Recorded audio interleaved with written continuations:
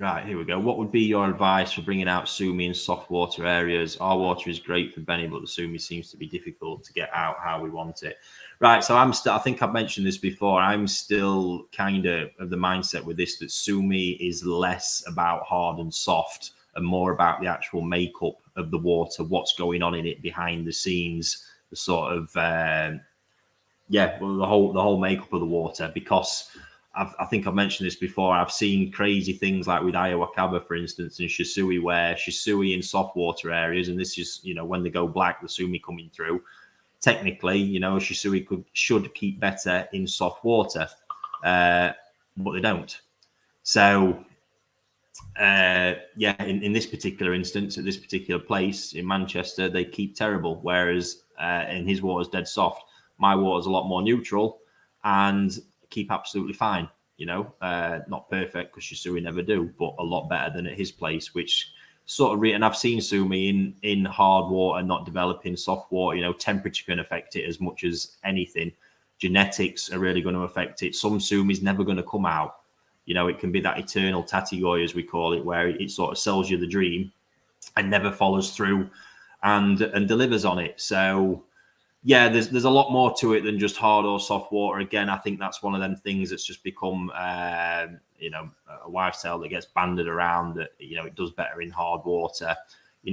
I can tell you areas of the country where it does better, and yeah, you could link it to hardness, but I know down in sort of Essex, for example, where they've got relatively hard water. Sumi comes out for fun, but I know other areas of the country where they've got hard water and Sumi doesn't really do anything different. So it would be more for me going in depth. And we know this from Japan as well, where, we just consider Japan to be soft water in general, yet there's areas and different ponds where Sumi doesn't develop as much. And that's where you see actually in Japan, some regions become famous for particular varieties, such as Showa, for example.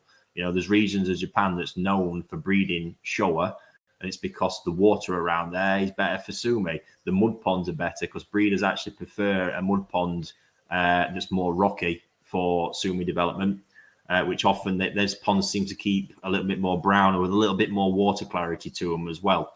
So yeah, I don't think it's as simple as that. One thing I will say, and this sort of ties into the theory that it's more about the water makeup, is that I've noticed this year or 2 years now in using the Bacta Plus Omizu clay, that has had a profound impact on Sumi development in the ponds I've been using it in.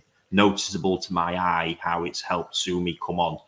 And when you think about it, obviously clay, there's a lot of minerals and trace elements and everything in there. So that to me sort of proves, works into that theory. And that's what I'd be looking at, a product like that can potentially enhance it. If you are struggling with Sumi, give it a shot, because there's no sort of downsides to using clay as far as I can see.